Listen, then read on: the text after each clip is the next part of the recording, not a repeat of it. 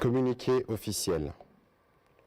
Le président de la République, chef de l'État, commandant suprême de forces armées de la République démocratique du Congo et de la police nationale congolaise, a présidé ce samedi 29 octobre 2022 à la Cité de l'Union africaine à Kinshasa, une réunion élargie du Conseil supérieur de la défense.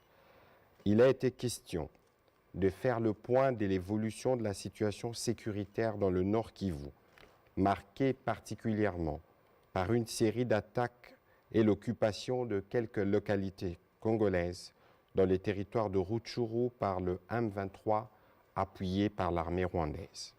À la lumière des différents rapports recueillis sur terrain, dont celui du Centre conjoint des opérations, équipé des drones de surveillance, il a été observé ces derniers jours une arrivée massive des éléments de l'armée rwandaise pour appuyer les terroristes du M23 en vue d'une offensive générale contre les positions de forces armées de la République démocratique du Congo.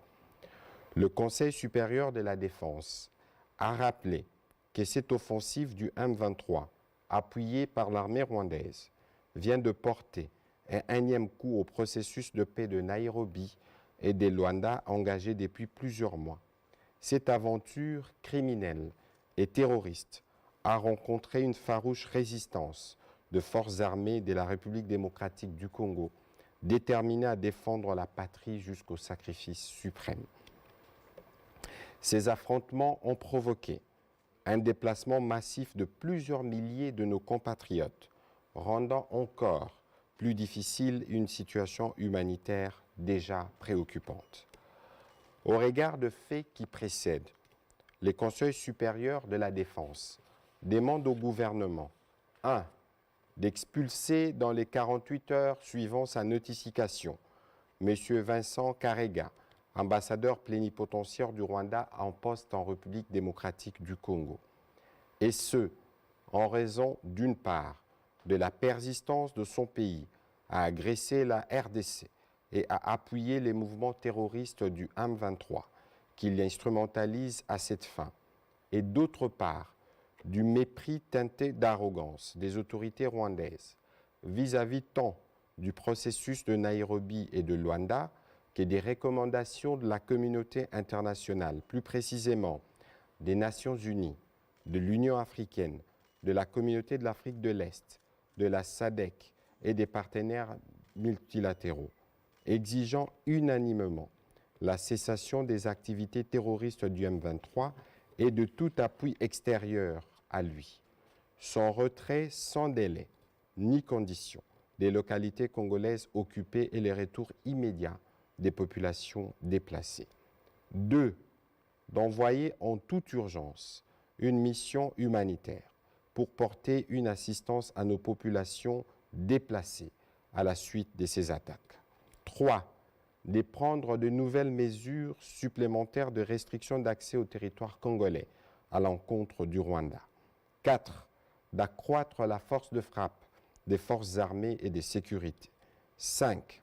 De réaffirmer la volonté de la République démocratique du Congo de rester engagée dans les processus de paix de Nairobi et de Luanda en vue de restaurer durablement la paix, la sécurité et la stabilité dans la région du Grand Lac. En ces moments particuliers où l'unité nationale est menacée, le Conseil supérieur de la défense a félicité les forces de défense et de sécurité de la République démocratique du Congo pour leur bravoure et leur détermination à défendre l'intégrité territoriale de notre pays, à protéger les populations ainsi que les institutions de la République. Il les exhorte à poursuivre leur noble mission. En vue de préserver l'unité nationale, le Conseil supérieur de la défense a rappelé la recommandation du président de la République, chef de l'État, celle de s'abstenir de tout type de discours, actes de violence ou des stigmatisations contre les communautés rwandophones pour ne pas prêter les flancs à l'ennemi. Il a encouragé les services de sécurité à veiller à la stricte observance de cette recommandation. Enfin, le Conseil supérieur de la défense remercie le peuple congolais pour l'élan de solidarité et de patriotisme manifesté à l'endroit de nos forces armées et de nos populations touchées par cette agression. Il a annoncé que le président de la République, chef de l'État, s'adressera à la nation dans les prochains jours.